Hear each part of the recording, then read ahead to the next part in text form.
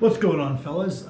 This is Hot and Cold Takes number 3, where you guys give me your controversial strength sport, conditioning related opinions, and I give you my opinion of your opinion. I give you whether I think it's a hot take, it's a cold take, whether I agree, disagree, kind of break down what I think of it. Once again, you guys have given me a bunch of controversial opinions, so I appreciate your participation as always. So we'll get straight into these. The first one is dedicated periods of beltless training do not make you stronger when training with a belt. Man, I generally agree. I'm pretty against periods of beltless training because using a belt is a skill. Choosing to be bad at that skill doesn't make a tremendous amount of sense. The idea that our core will be weak because we're using a belt is misguided because, EMG data at least shows us that our core is more active with a belt. Guys always think they're some kind of super genius and that they're going to beat the system and use this strategy that no one else is using. It's going to make them stronger. They're like, oh, I'll get really strong without a belt and without sleeves. And then when I put them on, I'll be super strong. No, when you put them on, you're going to be shit, especially the belt. You're going to be shit at using it, and you're going to get less out of it at the end than you would have had you worn it for the whole training cycle and gotten good at using it. And if we are getting weight out of our belt, adding 10 pounds to your sets of 8, 20 pounds to your sets of 5s, 20 pounds to your sets of 3s, all the way across the whole training cycle, exposing our primary movers to these greater loads week in and week out for our volume work, we're probably going to be stronger having used the belt for the duration of the training cycle. If you don't like wearing a belt for higher rep work, I don't really blame you. That's okay. As long as you have enough time in your training cycle utilizing the belt that you can redevelop that skill by the time you're maxing. I don't think it's necessarily bad to have periods of training without a belt. I just don't think it's this magical cheat code that people think it is. It's very misguided in my opinion. There's a couple of lifters better than me that swear by it, but there's also a lot of lifters better than me that really don't swear by it. That was my big takeaway from the Milanichev seminar I went to a long time ago. He was just like, no, I put my belt on for the beginning warm-ups because it's a skill and I would like to practice it, right? That's how I'm going to be doing my top set. I don't want it throwing me off, putting it on at the last minute. I think if you really think that you are getting benefit from beltless work, either leaving the belt off in the volume phases of your training or having a dedicated variation where you leave the belt off can have their place, because if you're using it as a variation, then presumably you're still using your belt on your primary day, so you can keep that skill present. If you're adamant that you're getting benefit from it, who am I to tell you you're not? If you're paying close attention to your variables, you feel stronger, it can certainly be present within your training. But this idea that, oh, I'm just not going to wear a belt until I max and then I'll hit a ton of weight, generally doesn't work that way. I tend to agree with you. Hot take. The next one is not my opinion, but I think it holds some value. If hook grip is allowed as a technique which isn't grip strength dependent, to my understanding, why not allow straps in competition? People mix grip to dampen the rolling of the bar, already diminishing grip requirements. So that's also the reason why not, that's why we use chalk and knurling. Why not go all the way? Okay, I think that's a fundamental misunderstanding. I don't think that there is no strength component of hook grip. Even someone who's technically proficient in hook grip, who probably could do a 1-inch rack pull with 1,000 pounds, sure as shit isn't going to be able to hold on to it. And it's not just, oh, the person who can hold on to it is even more skillful at the hook grip. No, there is a strength component. The guy with the strongest hook grip I've ever met personally, I've also seen double overhand deadlift 660, right? So it's like you can apply a little bit more crushing force to the thumb and lock in that grip with grip strength. Most of the guys who have really consistent hook grips in competition, if you were to go measure their grip strength or see what their best double overhand pull is, it's quite good. There is definitely a strength component to it. There's also a skill component. There's like a skin tearing component, but there's a reason some people drop 500 with their hook grip and some people hold on to 900, right? Part of that is hand size, being able to set a better hook. Part of that is skill, but absolutely part of it is strength. And plus people miss on hook all the time. So, adding straps would definitely be a big change. And while you're right, doing a mixed grip does lessen the grip demands. It's still a significant challenge for a lot of people and the limiting factor in their deadlifts. So I don't know. I'm not really in favor of this one. As you said, it's not your opinion, so I don't feel bad saying cold take. The next one. The front squat is the greatest core strengthening exercise and should be trained to keep a lifter overall strong. I'm gonna have to disagree with you. What makes it better than any other motion, right? Where we're loading axially? Is it the fact that it's front loaded? Because there's a myriad of things that we can do. They're also front loaded. A variety of strongman motions, carries, Zercher carries. There's a lot of things where the weight is in front of us. Is the front squat all that much better than any of those things? Not necessarily. So I think the claim that it's the greatest core strengthening exercise, I don't think that's necessarily true. Like if you put it up against a yoke or a farmer's carry or even a back squat, I don't think it's that much better. And I don't necessarily think it needs to be included in a program for everybody to keep them overall strong. Perfect example of this actually is Sebastian Oreb, the guy who used to coach Hafthor Bjornsson, very good powerlifter himself. He does front squats now and then as an auxiliary lift to his back squat, right? He doesn't train them very often. He builds up his high bar, he builds up his low bar, improves his best competition result, and then every now and then when he's bored, he comes back to the front squats. And each time he comes back to them, they're stronger, right? And he's done nearly a 600-pound front squat, which is beyond elite. This would indicate that what he was doing, if the front squat is the gauge of overall strength, what he was doing previously was building plenty of overall strength. If I didn't have to worry about passing out, I'm confident I could go front squat about 500 right now. Again, this is indicative that my training already is keeping my core plenty strong, and it's my overall strength is up, if that's how we're gauging it. I think it's a phenomenal exercise that for many general strength training purposes, a lot of people will sleep on. I do think it's underrated, but I certainly don't think it's the greatest core strengthening exercise. So, lukewarm take. I'll go with that. I don't think it's a bad take because I do love front squats. The next opinion: 95% of strength coaches suck because of a business model to keep their lifters coming back. Because a good coaching is, of course, helping the lifter progress, but also more or less teaching the person how to program.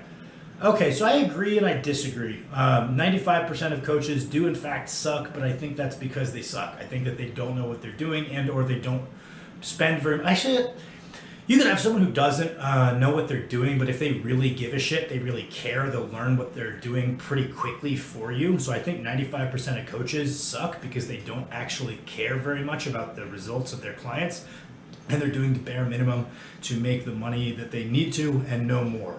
They don't really take that much pride in being a good coach. They just are making a quick buck. I think that's why they suck.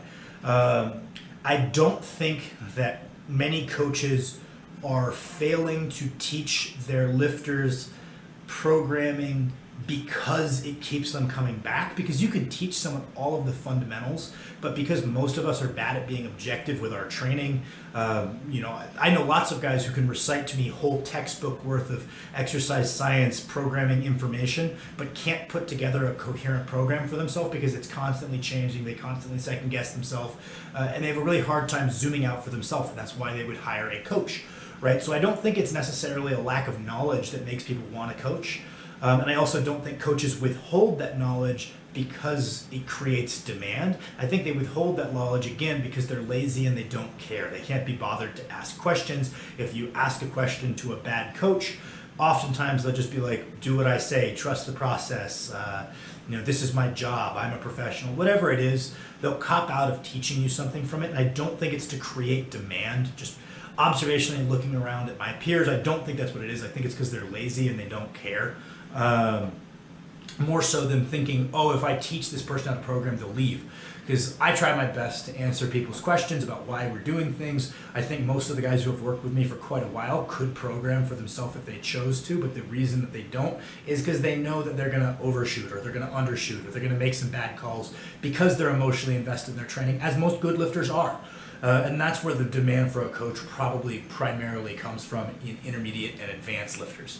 It's not a lack of knowledge, it's more so a lack of objectivity. So, lukewarm take. I do agree 95% of coaches are pretty bad. The next one, and myself included, I'm not a perfect coach by any means, right? I'm trying to get better gradually with time, trying to work on my time management, find what a good level of a client roster is. Because another reason coaches suck is because you spend the first however many years of your career constantly looking for clients, and you would never turn someone away. That's always the problem, is you need more clients, you need to get your name out there, and then suddenly you hit a tipping point where you have plenty of demand. You have more demand than you know what to do with, and you still are in this mode of accepting clients indefinitely. What people do is they get greedy and they overfill their roster. They're making really good money, but the quality per person really comes down, probably falls below what their price point should reflect, because I think price point is important. If you're paying $150 for a coach, they should be damn well giving you a lot of attention. And if you're paying like $30 a month for a coach, you have to realize that you're paying less for less interaction with them. Maybe it is a good program, maybe it's 100% individualized, but you have to realize that that person, to make a living at $30 an hour, needs to have a lot more clients, so you are a smaller fraction of their total client base, so keep bearing that in mind.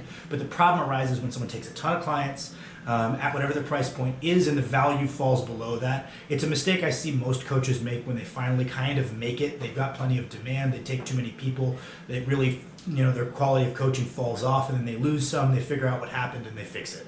I've seen that happen a lot. The next opinion is, if you don't compete and only weight train for other sports or to be generally strong, there is no reason to wear any lifting equipment, belt, wrist wraps, sleeves. I already disagree with you. And then you can get plenty of strong without them, and will not become reliant on any form of support. The only items I would recommend for anyone is straps, so that grip doesn't become a limiting factor in certain exercises such as double overhead deadlifts or heavy rows. I disagree with you, right? So if we kind of go through this statement in order, there's no reason to wear any lifting equipment. There we go. There's no reason. My knee hurts. Putting on knee sleeves makes my knee not hurt. That's a pretty good reason. Not to be rude, but I think that's a great reason. I like how they look. That's a great reason. The lifters I look up to wear them. That's a great reason, right? There are tons of reasons, because like you said, you're not competing in it. You're not confined to any parameters for what you have to do for the sake of specificity. It leaves a lot of room for flexibility. If you're like, oh yeah, my knees get banged up squatting in sleeves or in without sleeves, wear wraps. Who cares, right? If that lets you train on a regular basis, achieve progressive overload, awesome, man. That's not really a problem in my opinion. I think that a belt, if we're like, oh, we don't want grip to be the limiting factor. Well, what if I don't want my bracing to be the limiting factor? I can introduce a belt, so then my legs are the limiting factor of my squat rather than my ability to brace. What makes grip a bad limiting factor to have over bracing, for example? Yeah, so I don't necessarily agree, especially the wrist wraps. It's not like by not wearing wrist straps you're going to get like astronomically stronger forearms, because that's not a joint that's moving. It's not assisting a primary mover. That one especially, it's just if there's discomfort in your wrist, instead of spending 6 months doing wrist curls both ways in the hopes that eventually it'll be pain-free, tossing on some wrist straps seems pretty wise to me, especially if you are in a sport where you're using your wrists plenty to begin with. You don't want to add any wear and tear to a joint in your general training. I would definitely wear them. So I generally disagree with you. I don't think that there's anything wrong with wearing a belt. I don't think that, I think this idea that, oh, if you use a piece of equipment, you're going to be reliant on it. Well, I use a belt, but I can also lift quite a bit of weight without a belt. It's not as much as I could lift with the belt on, but that's the case for anyone who knows how to use a belt.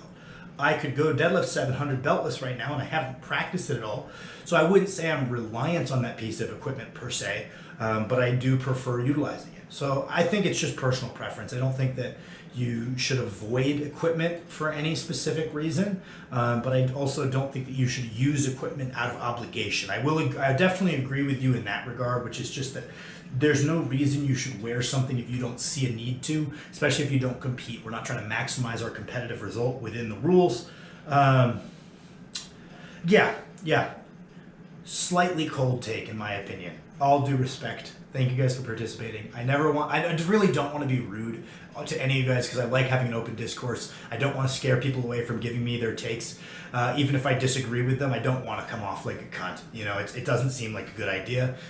So I don't want to be rude, but I do disagree with you. The next one is equipped powerlifting should allow straps in the deadlift. I understand this isn't strongman, but bench shirts and squat suits add hundreds of pounds to each lift, whereas you'd be hard pressed to find someone who's getting 100 pounds out of a deadlift suit, except top level strongman like Thor and Eddie did. Might as well catch the deadlift up too. Lol. Honestly, I don't know. I don't know much about equipped lifting. I've never really followed equipped lifting. It's always seemed weird to me. It doesn't make sense to me. So I guess as someone who's never followed or participated in the sport, I don't understand what the spirit of the sport is, right? Which sounds like a vague statement, but I think any of you who have followed, are a fan of, or participated in the sport kind of get a general sense for what the spirit of a given sport is and whether certain conduct violates the spirit of the sport. I know this is the exact same vague phrasing they use to like penalize people for doing fucking backflips like that didn't hurt anybody in baseball, is that it goes against the spirit of the sport and using open-ended shit like that. But I think people kind of get it for it's like, hey, there's unwritten rules, and that's kind of the spirit of the sport, or hey, just because it's not expressly prohibited that you do this, we all kind of have come to an understanding of what it is we're trying to compete in. We don't want you to violate that. I genuinely don't know or understand what the spirit of equipped powerlifting is, so I can't say whether that goes against it.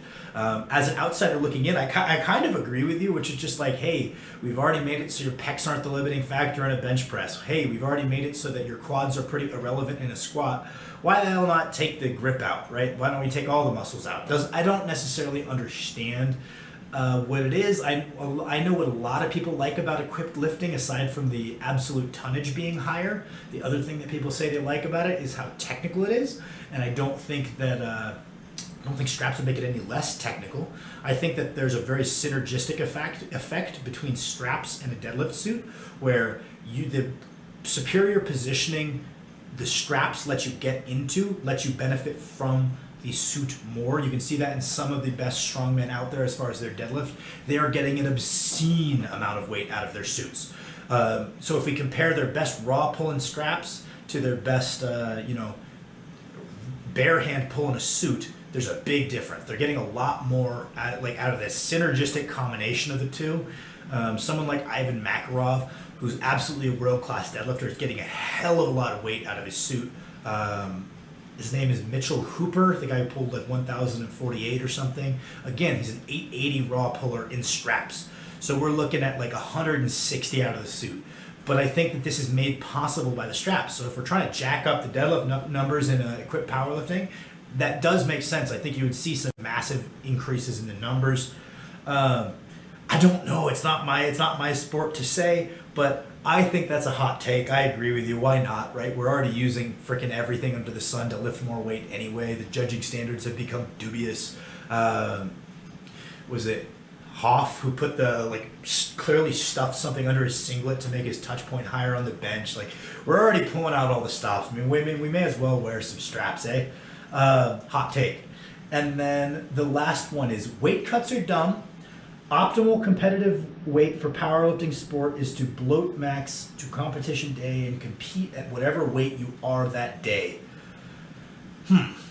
So, I kind of agree, but also very much disagree. If we're going to talk optimal, we have to look to the highest levels of the sport and what is winning the biggest competitions. And for the most part, what is winning is water cuts. The best powerlifter in the world, John Hack, does make water cuts, and that makes him even more dominant than he already is, especially because prize money is usually allocated based on a formula, not heaviest weight lifted, whether it be dots or Wilks or good lift points or whatever the hell we're using now.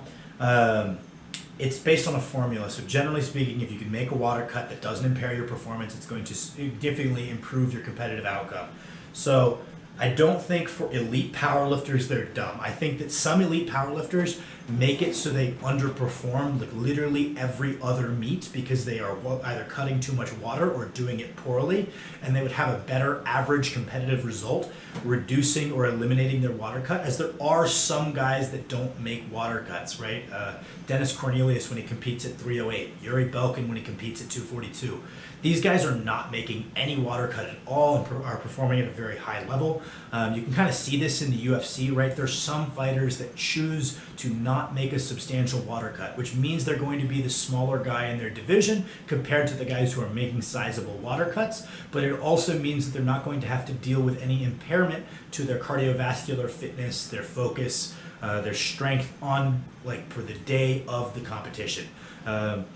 Recent obvious examples of that might look like Robert Whittaker moved up a weight class that he was making relatively okay because he found that the weight cut was impairing his performance. So now he's pretty small for 185, but has only lost to one fighter ever at 185 in Israel Adesanya. And then, other side of the coin, down one weight class, kind of the same thing for Colby Covington. We have lots of guys who don't make these weight cuts and find it competitive. Same thing in powerlifting. But I think for elite powerlifters, more often than not, being a little bit bigger rather than a little bit smaller is needed to compete at the highest level. But that being said, for everybody listening, because I don't think there's a single world-class powerlifter that watches my channel, you shouldn't cut unless you're going for something extremely significant, like a nationals win, a world record, a place at some big meet, not a state record. You should not be making a water cut. We should be just going out there and displaying what we have built to the best of our capabilities. I know it's tempting, just make a quick 10-pound water cut, and this will make my Wilks that much better, and my total will be much more competitive if I'm one weight class down. It'll sound a lot better. That's if it goes perfectly. More than likely, you don't know how to do a weight cut. You haven't done a weight cut very many times before. It's not a very good idea. If you failed to drink water and underate the day before you maxed in training and you missed the lift, you'd be like, oh crap, I missed that lift, obviously because I didn't eat yesterday. And you'd put that as your excuse in your Instagram caption. But then you're going to go intentionally do that and expect to hit an all-time PR on the platform. Does not make any sense. Just show up and compete at what you weigh. I don't think you necessarily need to bloat max because I don't think that's going to yield a crazy amount of last-minute strength gains, but show up weighing what you weigh and give a good account of yourself and improve each time. Worry about the body weights when you're actually contending to do something significant. Don't impair your ability to get better each meet and throw a big wrench in the equation just to feel slightly better about yourself hitting the 380 Wilks instead of 360 Wilks, right? Yeah, so that's all it takes. Lukewarm take in the last one. I think that it's a good advice for anyone who's not competing at a really high level, but I wouldn't say it's optimal, right? I definitely would be careful with that word. As always, thank you guys for watching my videos. Have a lot of fun doing these. Thank you for participation as always.